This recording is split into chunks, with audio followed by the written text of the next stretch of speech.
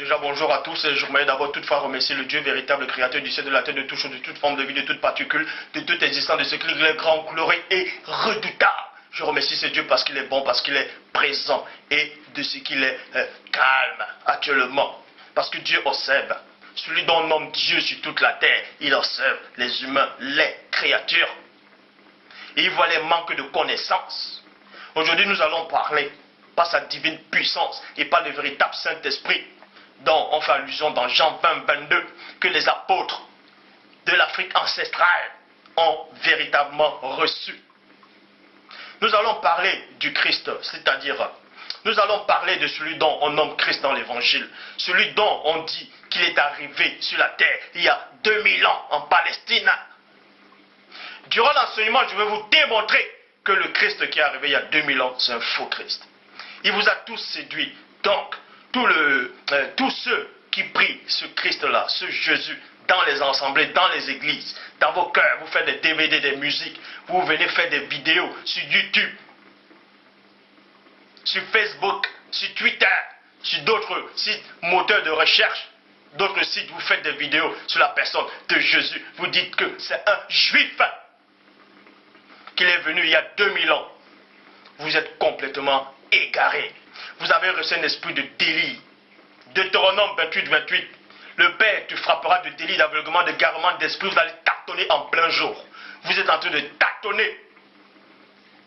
Un esprit occulte vous a séduit. Je le dis, je répète et je pèse mes mots. Et les musulmans aussi ont pris exactement le même Christ de la Bible, c'est-à-dire qu'il est arrivé il y a 2000 ans. Ils l'ont introduit dans le Coran en disant que c'est Issa. Donc eux aussi sont égarés parce qu'ils ont cru que ce personnage-là, c'est-à-dire qui est arrivé il y a 2000 ans, était le véritable premier-né. Mais aujourd'hui, je vais vous démontrer que tous ceux qui disent qu'ils ont vu le Christ et qu'il était comme un arabe, il était blanc aux yeux bleus, vous êtes en train de délirer complètement. Tous ceux qui disent que Christ les a apparus, qu'il était beau, il était ceci, il était cela, qui Christ les a parlé, ils ont entendu la voix de Christ. Vous êtes en train de délirer complètement. Nous allons donc voir avec la véritable, c'est-à-dire la véritable révélation du Père. Parce qu'il est dit dans Proverbe 19, 2 que le manque de science n'est bon pour personne. N'est bon pour personne. Mais la parole dit encore, dans Proverbe 25, 2, la gloire du Père est de cacher des choses. Et la gloire des rois est de sonder les choses. Dans tous ceux qui se sont autoproclamés chrétiens, pasteurs, révérends, bishops, maréchal, imams, scientifiques, archéologues, ou je ne sais quoi encore, ont essayé de sonder les mystères du Père et ils n'ont pas réussi. Les gens donnent des dates. Ils disent que Christ est arrivé il y a 2000 ans. Ça me fait rigoler parce que je connais le véritable premier-né. Je connais le premier-né à la période dont il est descendu dans votre plan physique. Durant l'enseignement, on vous montrera donc que ce personnage, le premier-né, n'est pas venu il y a 2000 ans, ni 3000 ans. Il est venu bien avant. Je dis bien, bien avant encore. Parce que les scientifiques, les archéologues de ce monde, ceux qui font des recherches, des fouilles archéologiques, ils se basent sur les datations, sur, les carbone 14, ils essaient d'examiner. Ils disent que non, il est apparu, comme je dis encore, je me répète, il y a 2000 ans. Et d'autres disent que l'univers, parce que la première tromperie déjà de l'homme, c'est-à-dire de ceux qui se disent scientifiques, c'est d'abord par rapport à la création du monde. Quand le scientifique dit que l'univers, votre monde, c'est-à-dire votre univers, que mon Père a créé par sa divine puissance, ils disent que l'univers est estimé à 13 à 15 milliards d'années. J'aimerais donc qu'on m'explique comment ils ont fait pour calculer que l'univers est apparu il y a 15 milliards d'années. Ils ont calculé ça comment? Puisque ceux qui croient à la Bible, ceux qui croient à l'Évangile, ceux qui croient à la Torah, vous ne devez pas ignorer qu'il est dit dans la Torah, dans Genèse chapitre 1 au verset 14, que le Père a créé le soleil, la lune et les étoiles pour marquer les temps, les circonstances, les époques, les années, les jours, dont le temps terrestre a existé dans Genèse chapitre 1 au verset 14. Or, dans Genèse chapitre 1, verset 1 à 13, le Père a créé les cieux et la terre, la mer, la faune et la flore. Le temps n'existait pas. Mais comment se fait-il que les scientifiques viennent, ils disent que le monde est estimé, c'est-à-dire l'univers est estimé à 15 milliards d'années. Ils estiment ça comment? Puisque le temps n'existait pas quand l'univers a été créé. Ça, c'est juste l'introduction. Maintenant, on va entrer dans le vif du sujet. Vous ne devez pas ignorer que celui dont on nomme Christ ici, là, qui est arrivé il y a 2000 ans, c'est-à-dire le Messie, le Sauveur, avant la venue de ce Christ il y a 2000 ans, il y avait déjà des sauveurs qui sont arrivés, qui ont fait exactement les mêmes miracles, qui sont nés pareils que lui, qui ont eu le même titre que lui. Pareil. Nous allons donc voir, durant tous ces sauveurs, qui est le vrai sauveur. Parce que vous savez qu'il y a plein de gens maintenant qui se disent inspirés, qui se disent hommes de Dieu, alors qu'ils ne connaissent même pas qui est Dieu. Qui ne connaissent même pas qui est Dieu. Ils disent qu'ils marchent en esprit. Ils ne connaissent même pas qui est, c'est quoi l'esprit. Ils disent que Satan, celui dont on nomme Satan, l'ancien jadis chérubin ouin, a envoyé des faux Christ pour contrecarrer les plans du vrai Christ qui devait arriver, pour s'aimer la zizanie. Nous allons donc voir. Parce qu'il est dit, je le dis encore, dans Jean 3, 11, nous disons ce que nous savons et on rend témoignage de ce qu'on a vu. Pour ça, je vais vous donner quelques noms de ces sauveurs qui sont arrivés bien avant le Christ du christianisme. De celui, soi-disant, vous dites qu'il est arrivé il y a 2000 ans. Il y a Osiris. Osiris, c'est un sauveur dans l'Égypte, c'est-à-dire dans la mythologie égyptienne. Je vais employer le mot mythologie, et je vais aussi dire dans l'Égypte antique. Il y a eu Osiris, il y a eu Horus. Osiris était le père d'Horus. Horus, c'est celui qui a la tête du faucon. Et ensuite, il y a eu Dionysos, c'était dans la Grèce antique. Et le culte de Dionysos était célébré encore au temps des Romains. Au temps des Romains, à la période du Christ biblique. Bref. Et ensuite, il y a Mithra. Mithra, qui était toujours le sauveur dans la Perse, dans l'empire perse antique. Et ensuite, il y a Attis. Attis, c'est dans l'Asie mineure. Ensuite, il y a Antonis, qui était en Syrie. Et ensuite, Bacchus, en Italie. En Italie, c'est-à-dire c'est un dieu romain. Il correspondait à Dionysos. Bref, c'est toujours des noms, de même que dans la mythologie grecque, dans la Grèce antique, il y avait Zeus. Et les Romains prennent toujours. Et Zeus, c'est-à-dire Zeus dans la mythologie grecque, est connu sous le nom romain Jupiter, de Jupiter, est connu sous le nom romain de Jupiter. Vous voyez? Donc, c'est les mêmes divinités en fait qui reviennent, mais ils changent juste de nom. C'est pour ça que je dis que l'histoire a été troquée. Ils changent les noms des lieux de naissance. Et ensuite, il y a Krishna.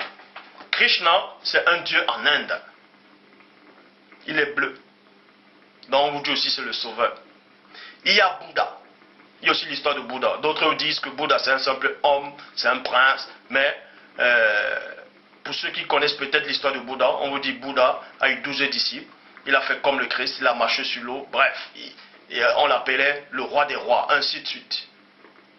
Et ensuite il y a Horus, comme je viens de citer Horus, c'était le fils d'Osiris. Horus aussi est né le 25 décembre d'une vierge. Et quand il était né, il est né dans une crèche aussi. Il y avait 3 rois qui sont allés le voir. 3 rois qui sont allés le voir, mais en suivant une étoile, comme le Christ biblique, en suivant une étoile. Et cette histoire s'est produite bien avant la venue de ce Christ il y a 2000 ans. Donc, l'histoire d'Osiris, vous pouvez vous renseigner, a été écrite 5000 ans, je dis bien 1, 2, 3, 4, 5000 ans avant le christianisme. Et la Torah, c'est-à-dire l'Ancien Testament, la Torah qui veut dire la loi, a été écrit, selon les historiens, selon les biblistes, a été écrit, selon les archéologues, a été écrit 800 ans avant le christianisme. Donc, l'histoire d'Osiris est plus ancienne que la Torah et que le christianisme. Vous voyez. Donc, et ensuite, il y a, comme je dis, Horus. Horus, il a fait exactement comme le Christ de la Bible. Il est entré avec, bref, on va lire. Il y a Prométhée. Prométhéo. Bon, nous allons donc commencer par rapport à Osiris. Osiris, dans l'Égypte antique, était considéré comme le sauveur, comme le fils et en même temps le père, c'est-à-dire le sauveur. Il a fait exactement les mêmes miracles que le Christ de la Bible. Il est bien arrivé avant le Christ, soi-disant qu'on dit qu'il est arrivé il y a 2000 ans. Osiris a eu un père. Vous voyez? A eu un père et une mère. La maman d'Osiris s'appelait Nout. C'était la déesse du ciel. Je dis bien, vous pouvez vérifier. La maman d'Osiris s'appelait Nout. C'était la déesse du ciel. C'est pour ça que les catholiques romains actuels et les catholiques babyloniens ici, ils disent que Marie est la mère de Dieu. Et ils dessinent Marie, c'est-à-dire la reine du ciel. Parce que cette histoire s'est déjà produite bien avant, des temps anciens. Donc, Osiris, fils de Nout, déesse du ciel, a engendré Osiris avec l'aide de Geb. Geb qui était le dieu de la terre. Donc, Geb est le papa d'Osiris. Maintenant, la maman d'Osiris trompait le papa d'Osiris avec le dieu lunaire, qui s'appelait Thoth. Thoth était le dieu lunaire dans l'Égypte antique. Il trompait, c'est-à-dire couchait avec la maman d'Osiris. Donc la maman d'Osiris commettait l'infidélité. Elle commettait l'infidélité. Donc elle trompait son mari, elle trompait le papa d'Osiris. Ensuite, nous allons aller chez Dionysos. Dans la Grèce antique, Dionysos était le fils de Zeus. Zeus, dont on fait même allusion à Zeus dans Actes des Apôtres. Quand Paul était avec son compagnon de service, il y a un miracle qui s'est produit. Les gens de la ville ont dit, voilà, Jupiter et Mercure. Parce que Mercure, c'est Hermès. C'est Hermès. C'est le messager des dieux. Et Jupiter, c'est Zeus dans la mythologie grecque. Et chez les Romains, on l'appelle Jupiter. Posez-vous la question pourquoi, soi-disant, vous dites les planètes existent, il y a 9 planètes, la plus grande planète c'est Jupiter. Posez-vous la question. Bref. Donc, Dionysos était le fils de Zeus et d'une mortelle qui s'appelait Sémélé. Sémélé. Et on vous apprend que Dionysos, il couchait avec un jeune garçon. Donc, il avait des rapports sexuels avec un homme. Parce que la Torah interdit cela dans Lévitique 18, 22. C'est une abomination. Mais ce sauveur-là, parce que Dionysos aussi était le dieu du vin, il a fait exactement les mêmes miracles que Christ. Bon, on disait en ce temps que c'était lui le Christ, parce que Christ, ça veut dire sauveur, si vous voulez. C'était le oint. Donc, on disait que c'était lui le Messie. Et ce Messie-là avait eu des rapports sexuels avec un garçon qui se nommait Ampélos. Donc, le mystère c'est quoi? C'est que Zeus a engendré Dionysos, c'est-à-dire Zeus a engendré le Messie, selon la mythologie grecque et romaine. C'est qui Zeus? Parce que selon les historiens, on vous dit que Zeus était Dieu le Père et Dionysos était le Christ. Nous allons donc voir l'origine de chacun. Zeus lui-même a eu des frères et des sœurs, si vous ne savez pas. Zeus a eu des frères et des sœurs. Et le papa de Zeus était connu sous le nom de Titan, c'est-à-dire de Chronos. Chronos était un titan. Et Chronos était le dieu du temps et de l'espace. Il représentait le temps. Et on vous apprenait que Titan mangeait et dévorait ses enfants. C'est pour ça qu'il est dit dans Nombre 13, à partir du verset 32. Quand les enfants d'Israël sont allés parcourir le pays, ils ont décrit ce pays, ils ont dit, c'est un pays qui dévore ses habitants. Nous avons vu des géants, les Aknaks, de la race des géants. Et nous étions à les yeux et à l'œil comme des sauterelles. Et dans le secret de livre d'Enoch, il est dit que ces géants-là dévoraient les humains. Donc, on nous apprend que le père de Zeus, c'était un titan. Et il dévorait ses enfants. Et le père de Zeus, c'est-à-dire Chronos lui-même, avait eu des frères et des sœurs. Dans le panthéon déchu des dieux grecs, d'autres disaient qu'il y avait 12 titans, et d'autres disaient qu'il y avait 14 titans. Toujours est-il qu'il y avait 6 titans mâles et 6 titans femelles. Bien avant que Zeus ne soit, bien avant que ce Messie-là aussi ne soit Dionysos.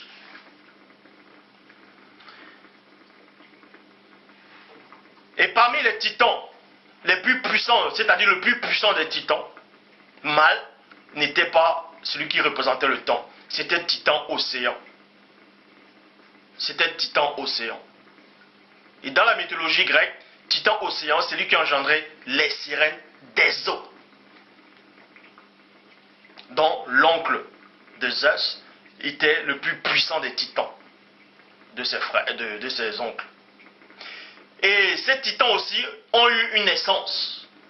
On les a aussi engendrés. Pour ceux qui ne savent pas. Et ensuite, on va aller chez Mitra. Mitra, c'est le fils d'Anaïta, c'est-à-dire de la déesse Ananita. Vous voyez? Mitra lui-même aussi, c'est dans la Perse antique.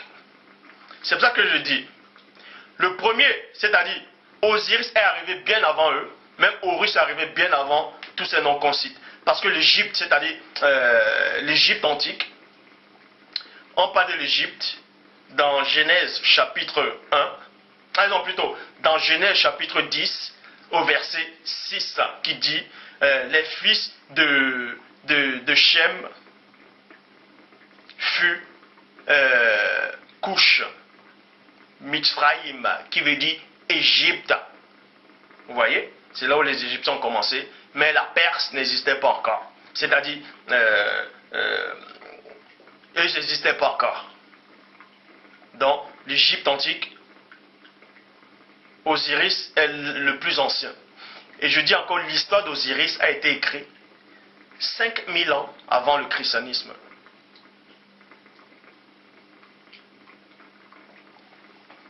Et ensuite, il y avait Attis, c'est toujours un dieu sauveur, c'est toujours le Messie.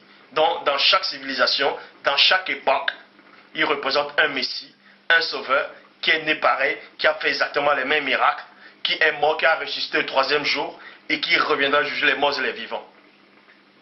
Qui a même eu le baptême d'eau, qui a eu 12 disciples, ainsi de suite. Mais c'est le nom qui change. Il y a Attis, c'est en Asie mineure. Et ensuite il y a Andonis, c'est en Syrie. Andonis c'est un mortel, couché avec Aphrodite, la déesse de l'amour, fille de Zeus et de Dionée.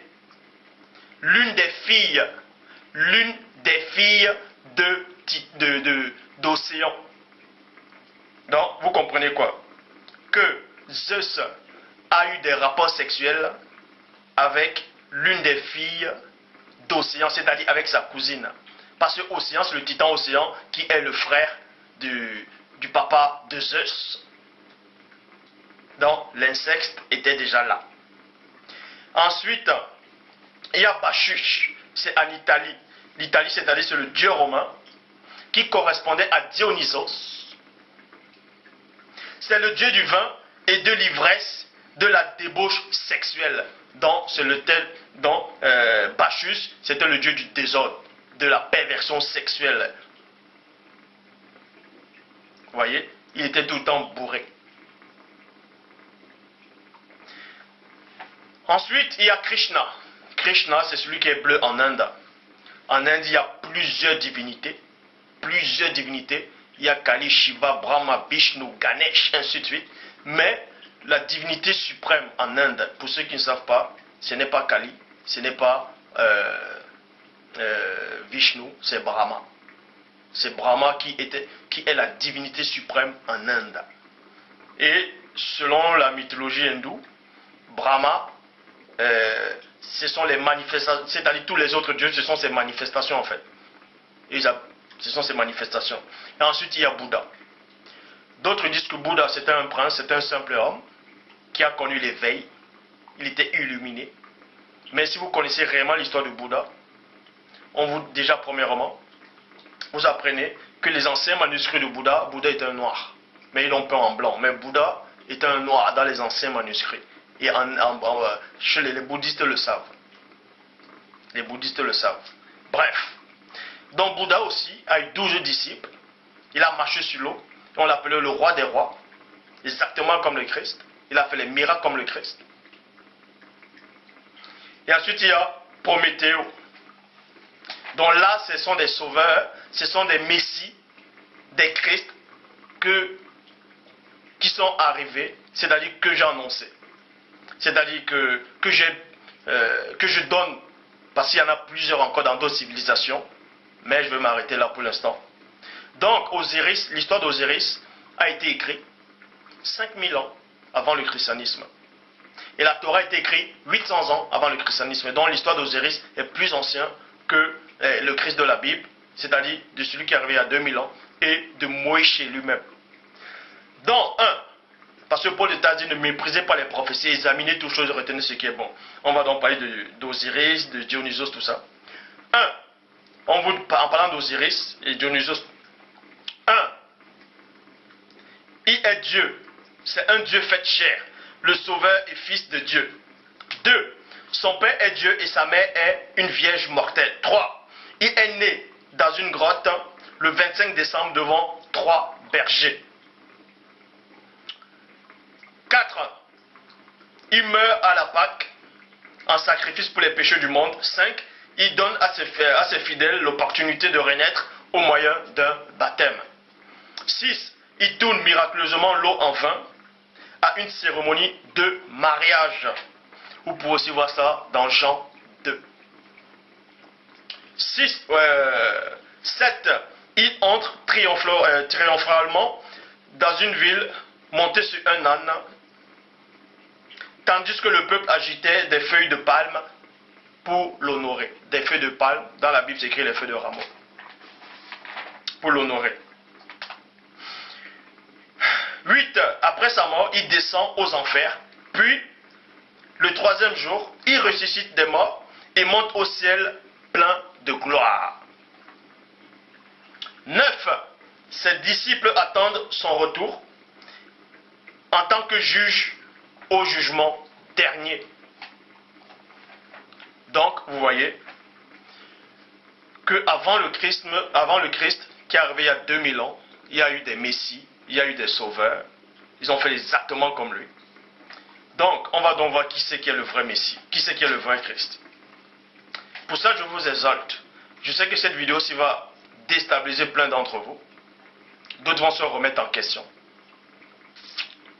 D'autres peut-être vont dire, qu'est-ce que je suis en train de raconter? Que je suis en train de délirer. Libre à vous de penser que je suis en train de délirer. Mais je vous le dis, c'est vous qui êtes en train de délirer. Le Christ que vous adorez là, c'est un faux Christ, je vous le dis. Vous avez embrassé un faux Christ.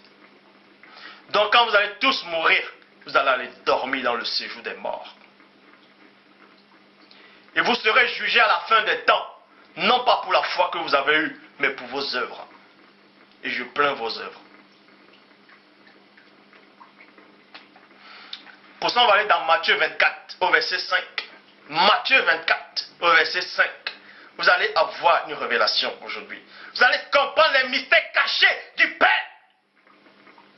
Matthieu 24, verset 5 qui dit, car plusieurs, c'est la personne du premier-né qui parle dans la Bible.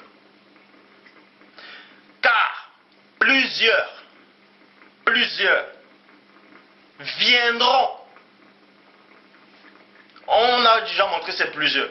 Mais la parole dit ici que plusieurs viendront. Viendront, c'est quoi? C'est dans le futur, ce n'est pas dans le passé. Il n'a pas dit plusieurs sont venus, mais plusieurs viendront dans le futur. Vous pouvez taper la conjugaison, vous pouvez taper le grammaire, la grammaire, vous pouvez aller, définition, viendront, c'est quoi? On va te dire c'est dans le futur et non dans le passé. Plusieurs viendront. Et non sont venus. Sous mon nom, disant, c'est moi qui suis le Christ. Il n'a pas dit c'est moi qui suis Jésus, ou c'est moi qui suis Yehoshua, mais c'est moi qui suis le Christ. Point. Et ils se diront beaucoup de gens. Point. Donc, la personne du premier-né met l'accent, il dit ici, parce qu'il est bien placé, que quiconque, dans l'histoire de la création, quand il parle, parce que ses paroles sont esprit et vie. Et la personne du premier-né dit, car plusieurs viendront, et non plusieurs sont déjà venus. Mais plusieurs viendront, c'est dans le futur. Donc il disait qu'il y aura plusieurs faux Christ qui vont venir, qui vont faire des miracles, ils vont séduire beaucoup de gens. Je vais aller dans la Bible second 21 qui dit, en effet, beaucoup viendront. En effet, beaucoup viendront sous mon nom et diront deux points, c'est moi qui suis le Messie. Et ils tromperont beaucoup de gens. Matthieu 24, 24 dit, car il se lèvera, c'est dans le futur, et non il s'est levé. Et on sait que l'histoire d'Horus a été écrite 5000 ans avant le christianisme, donc avant votre Jésus que vous adorez là.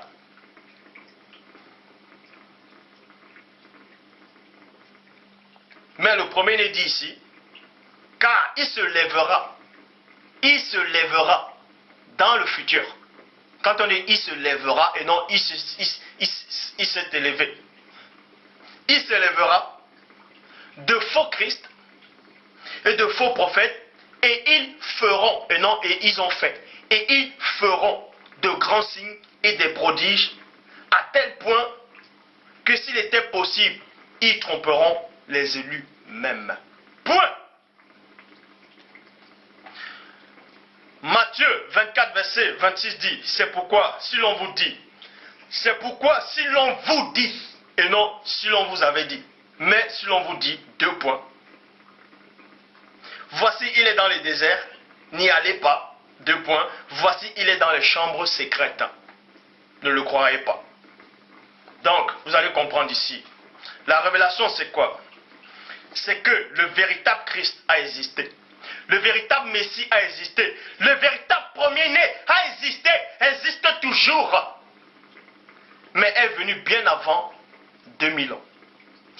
Le vrai Christ est venu bien avant l'histoire d'Osiris, bien avant Dionysos, bien avant Attis, bien avant Bouddha, bien avant Krishna. C'est pour ça qu'il a dit, qui se lèvera de faux Christ? Parce que si le vrai Christ était venu il y a 2000 ans, il n'allait pas dire il se lèvera de faux Christ. Il allait dire il s'est levé de faux Christ et il se lèvera encore de faux Christ. Est-ce que vous comprenez la révélation? Ça veut dire ce Christ qui est arrivé il y a 2000 ans, c'est le faux Christ. Le véritable Christ qui était dans l'Afrique ancestrale a dit il se lèvera de faux Christ. Plusieurs viendront sous son nom. Son nom c'est quoi? Il n'a pas dit Yehoshua, il n'a pas dit Jésus. Il a dit plusieurs viendront sous mon nom disant c'est moi qui suis le Christ. Parce que le Christ c'est le sauveur. Et tous ces sauveurs que j'ai cités là, ils sont venus en tant que sauveurs de l'humanité. C'est pour ça que Job 33, 14 dit Dieu parle cependant tantôt d'une manière, tantôt d'une autre, et l'on n'y prend point garde. Excusez-moi.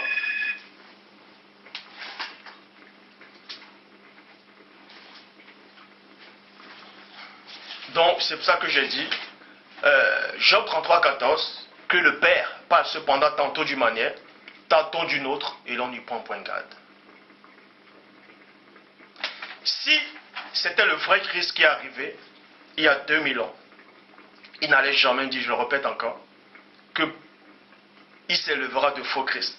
Toutefois, en sachant qu'il y a eu déjà des faux Christ qui sont arrivés et qui ont séduit des gens, qui ont mis le doute dans des gens actuellement, il allait plutôt dire, il s'est levé de faux Christ et il se lèvera encore d'autres faux Christ.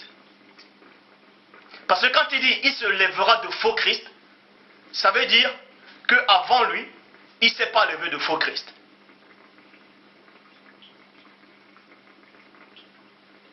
De même que je dis, il se lèvera de faux Zulula. Ça veut dire qu'avant moi, il n'y a pas eu de Zulula. Mais c'est après moi qu'il y aura des faux Zulula. C'est ce que Christ dit. Il se lèvera de faux Christ et de faux prophètes.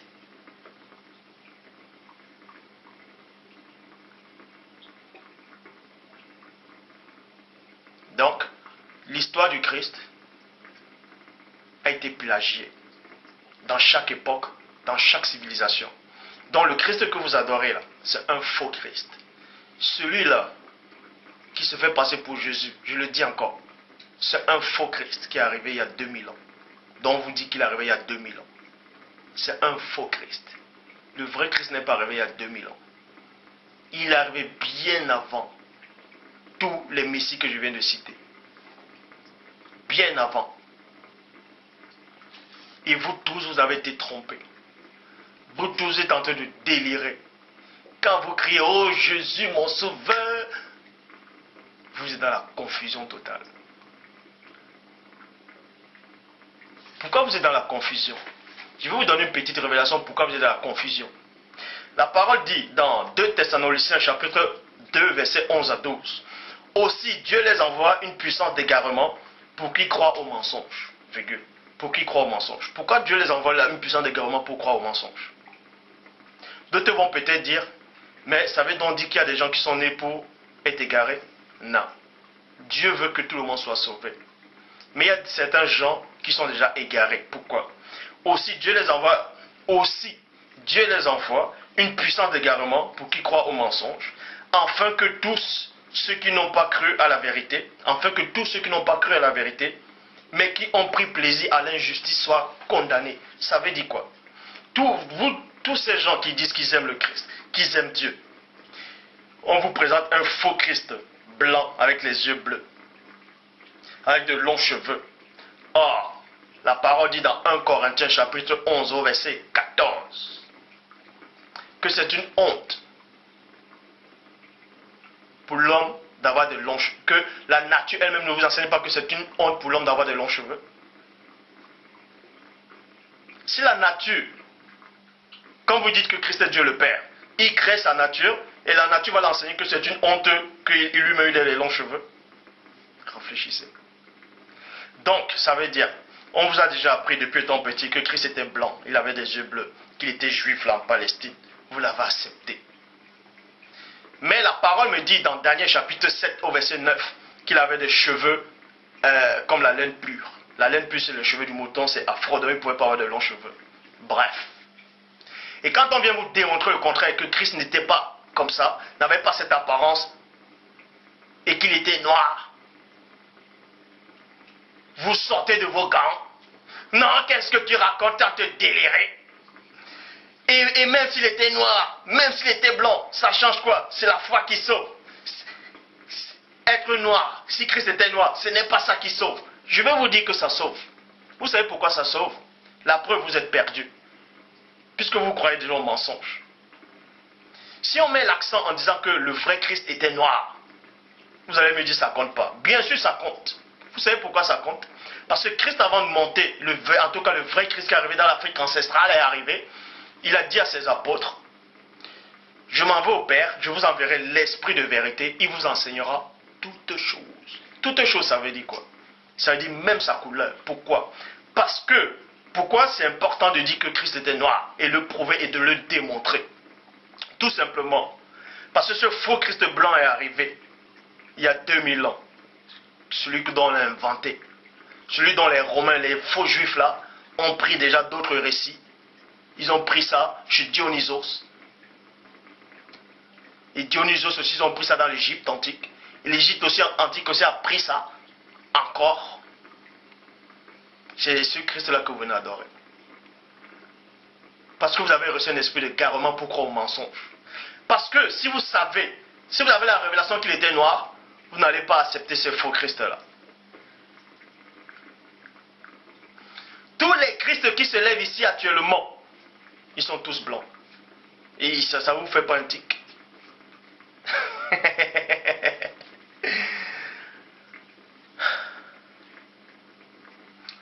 Vous allez me dire, si Christ était blanc, un noir, ça compte quoi? Est-ce que ça sauve? Mais, puisque vous ne croyez pas qu'il était noir, vous êtes perdu. Puisque vous avez cru à un autre Christ, vous avez cru à un autre Christ, à un faux Christ, qui est arrivé il y a 2000 ans. Blanc. Depuis quand Christ est blanc? Depuis quand Christ est arabe? Depuis quand? Puisque la parole me dit, dans Genèse, chapitre 10, au verset 6, que les fils de Cham furent Couche. Donc le premier fils de Cham était Couche, se nommait Couche. Le deuxième c'était Mifraïm et l'autre c'était Pont. Le quatrième c'était Canaan. Et selon vos faux historiens, ces racistes, ils disent que Noé a maudit Canaan et les Noirs ont apparu. Alors que le grand frère de Canaan était déjà noir, connu sous le nom de Couche. Couche ça veut dire Éthiopie. Vous pouvez vérifier dans Jérémie chapitre 13, au verset 23. Il est dit, je vais vous donner 3 versions des Bibles. Vous pouvez aller dans 8 secondes, 1910. Jérémie chapitre 13, verset 23. Un Éthiopien, c'est-à-dire un Couchite, peut-il changer la couleur de sa peau? Un léopard, c'est tache. Maintenant, vous allez sur Internet, vous tapez sur le moteur de recherche, vous tapez la Bible, traduction écuménique de la Bible Tob. Toujours dans Jérémie chapitre 13 au verset 23 qui dit, un noir peut-il changer la couleur de sa peau? En parlant toujours de couche. Et Bible du rabbinat et la Bible de rabbinat, Zakant Khan dit, un nègre peut-il changer la couleur de sa peau? Dans Jérémie 13, 23. Donc on vous apprend que le premier fils de Cham était noir.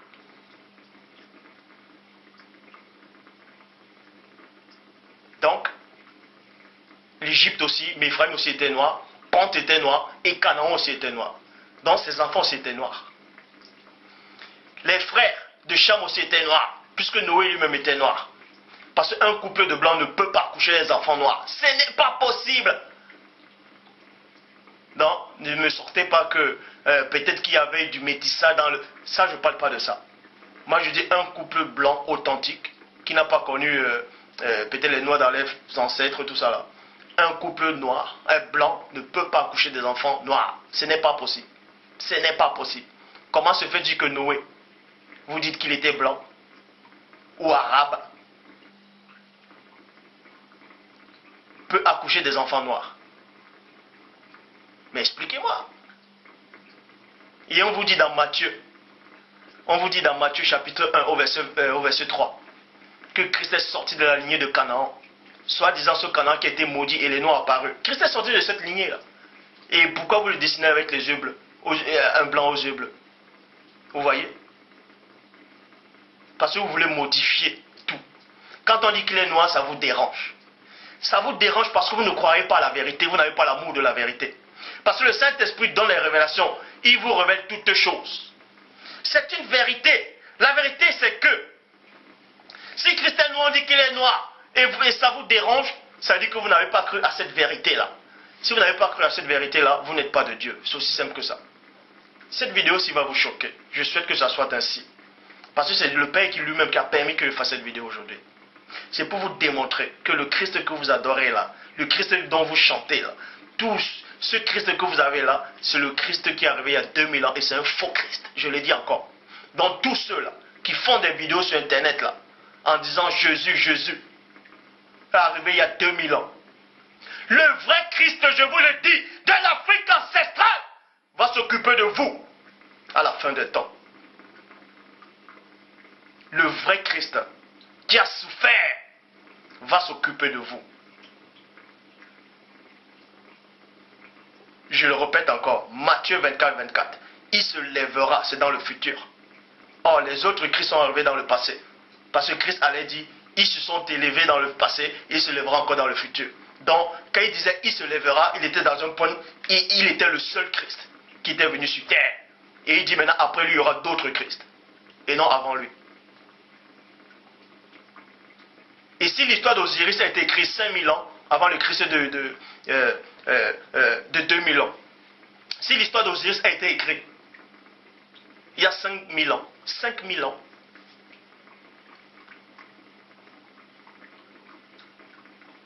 c'est là où vous comprenez que le véritable Christ est arrivé bien avant 5000 ans. Même plus de 10 000 ans. Vous allez me dire, mais c'est quoi ces dates-là? Donc, tous ceux qui font des vidéos sur YouTube, là, vous venez témoigner sur un Jésus que vous ne connaissez même pas. Sur un faux Jésus blanc, arabe ou juif ou je ne sais quoi encore. Vous venez témoigner, Jésus m'a sauvé. Le vrai Christ va s'occuper de vous. Le vrai Christ va s'occuper de vous.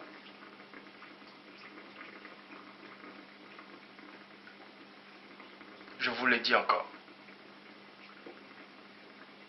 Donc, je le répète, toutes les religions qui sont dans le monde ont été plagiées dans l'Afrique ancestrale. Vous allez me dire, non, Dieu n'est pas noir. Est-ce que je vous ai dit que Dieu est noir? Mais Dieu dit néanmoins, dans Genèse chapitre 1, verset 26, dans certaines traductions, faisons l'homme à notre image. Il a fait l'homme noir. Pourquoi? Pourquoi? Et quand vous lisez dans Jean chapitre 1, verset 12, il est dit quoi? Plutôt dans Jean chapitre 1, verset 11, il est dit quoi? Il est venu chez les siens, et les siens ne l'ont point reçu. Le Christ est venu chez les siens c'est quoi? Le mot sien, ça veut dire quoi? Les siens c'est quoi?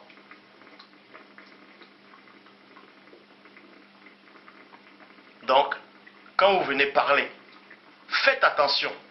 Faites vraiment très très attention. Parce que la prophétie est en train de se réaliser. Ésaïe 19 au verset 20 est en train de se réaliser. La prophétie se réalise. Donc tous ceux qui pensent que là, à Palestine, c'est le peuple, le véritable peuple de Dieu, vous êtes en train de délirer complètement. Vous, des faux pasteurs.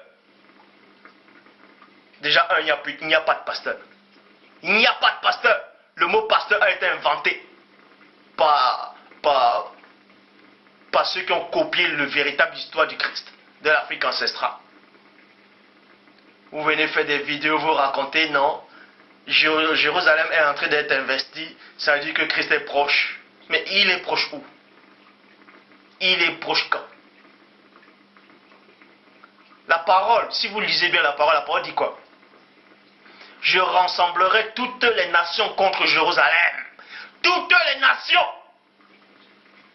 Là, à Jérusalem, là, est-ce que toutes les nations sont contre Jérusalem? La France est avec Jérusalem. Ce sont des nations. L'Amérique est avec Jérusalem. Mais la parole me dit que je rassemblerai toutes les nations. Toutes les nations ne sont pas contre Jérusalem. Donc, vos prophéties là,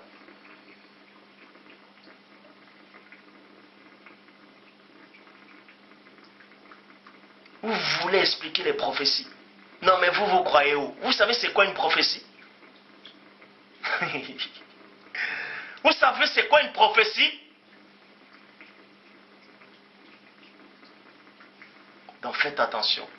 Quand vous venez, vous lisez la Bible déjà même qui a été plagiée dans l'histoire, c'est-à-dire l'histoire de la Bible. Je dis, je répète, je pèse mes mots. Vous pouvez dire que c'est en train de délirer, c'est votre problème. De Genèse à Apocalypse, c'est l'histoire des Noirs, je le dis. Et je le revendique encore. Je ne suis pas en train de rabaisser un peuple ou une couleur, quoi que ce soit. Jean 3:11. Nous disons ce que nous savons et on rend témoin de ce qu'on a vu. Même vos scientifiques disent que le premier homme c'est un noir, il vient d'Afrique. Alors, et pourquoi vous présentez le premier homme de la Bible, Adam, blanc? Pourquoi? pourquoi vous ne voulez pas le représenter noir? Pourquoi ça vous dérange?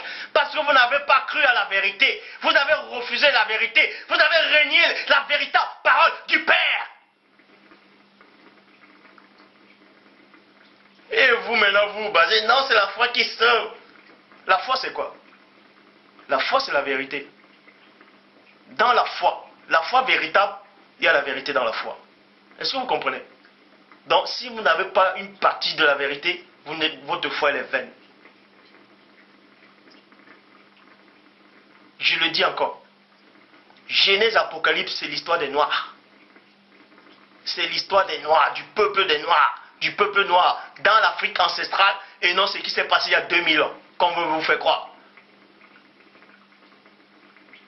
Le Christ, les apôtres, tout ça a réellement existé. Mais ce n'est pas des dates dont vous montre.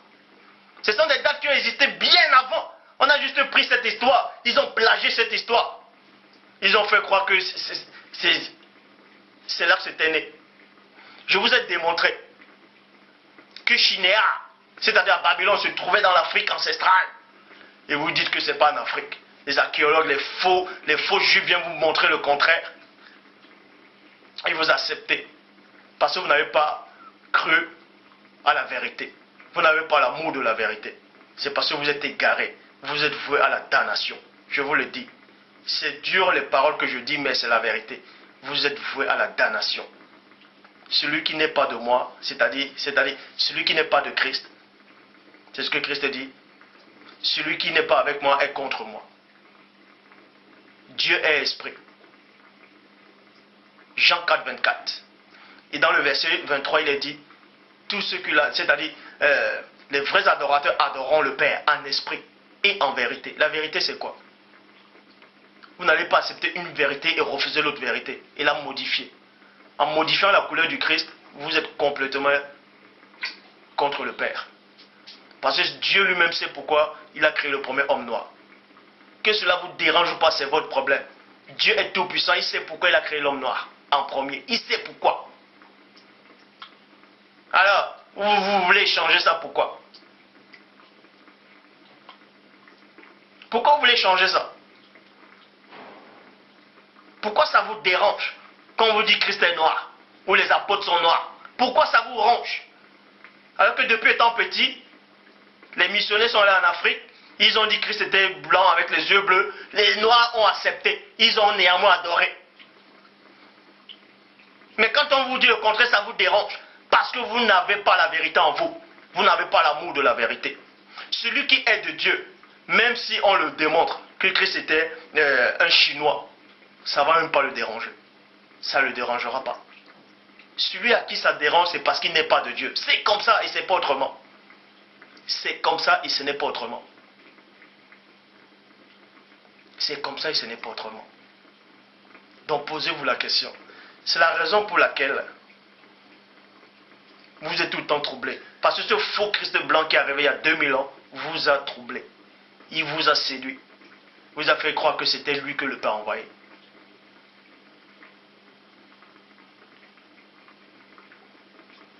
Il vous a troublé. Et c'est celui que vous adorez. Vous n'avez même pas la jugeote de réfléchir. Et les musulmans, s'ils viennent, ils prennent tous le même Christ qui avait il y a 2000 ans, ils le mettent dans le Coran, ils disent que c'est Issa. Tous sont trompés. Vous tous, vous êtes trompés. Je vous le dis encore. Vous allez tous mourir. Vous allez tous mourir. Vous allez dormir, vous allez partir dans le séjour des morts. Et vous allez ressusciter. À un jour que personne ne connaît. Je dis bien, à un jour comme ça que personne ne connaît. Vous passerez devant le jugement, devant le trône. Non pas pour votre foi, mais pour vos œuvres. Parce qu'il est dit, mon juste vivra par la foi. Le véritable Christ, c'est-à-dire le véritable premier-né dit, mon juste vivra par la foi. Celui qui est juste, c'est quoi? C'est celui qui pratique la vérité. C'est celui qui est droit devant le Père. Il aime la vérité. Et la vérité ne le trouble pas. Il dit, mon juste vivra par la foi et non par les œuvres. Dans tous ceux que la vérité dérange, vous serez jugé par vos œuvres.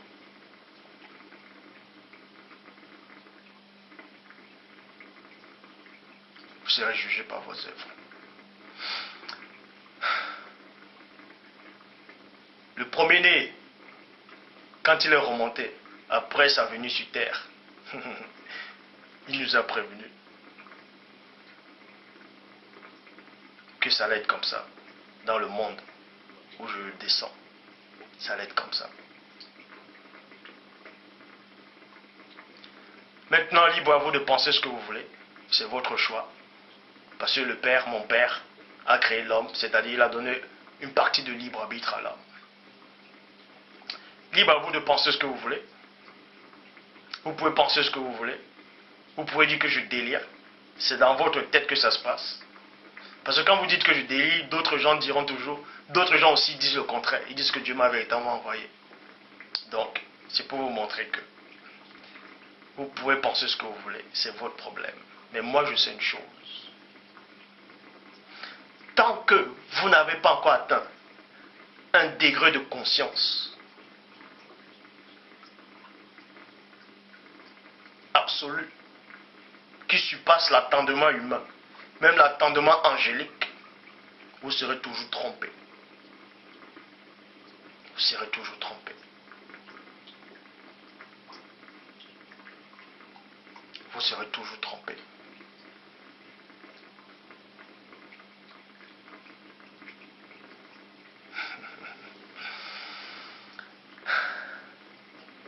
Il y a certaines révélations, c'est-à-dire, il y a certains passages dans la Bible que je ne pourrais pas vous citer actuellement. Il y a certains passages que je ne pourrais pas vous citer actuellement. Parce que si je vous cite ces passages, et j'explique ces passages avec l'esprit du Père, vous allez croire que je suis devenu fou. La foi de beaucoup de gens va se casser. Mais quelle foi même? La foi de ce faux Christ usurpateur qui est arrivé il y a 2000 ans.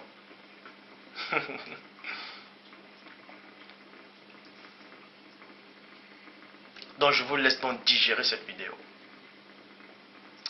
Il y a certaines choses par rapport à la couleur que je ne pourrais pas dire pour l'instant.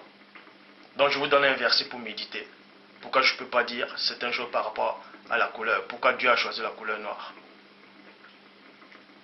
Pourquoi Dieu a choisi la couleur noire? Pourquoi Dieu a créé la couleur noire en premier? Mais je vous donne néanmoins un verset pour méditer. Jean chapitre 16 au verset 12. Jean chapitre 16 au verset 12. Méditez bien sur ça d'abord.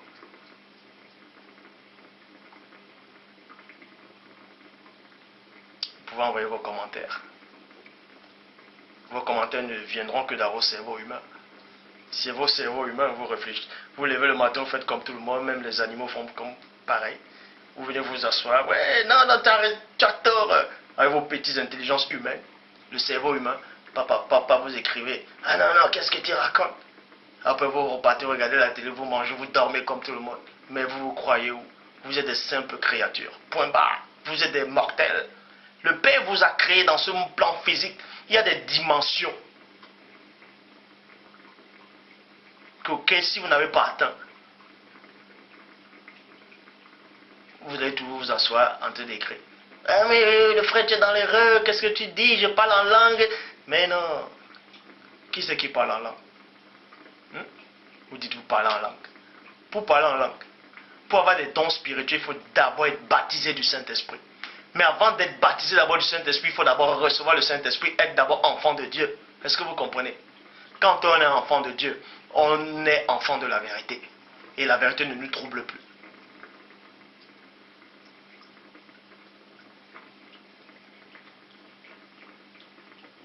Vous allez me dire alors, qui a donc tué le Christ?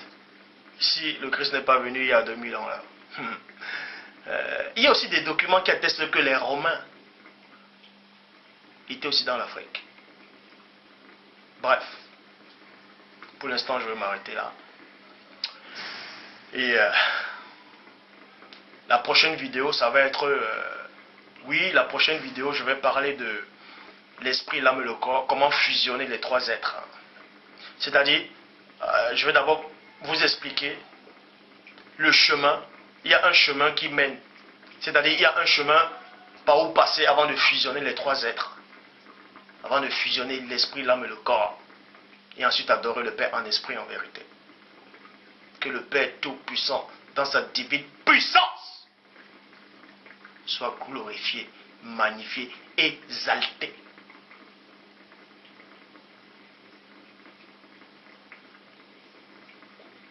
Et je te remercie aussi, toi, premier-né,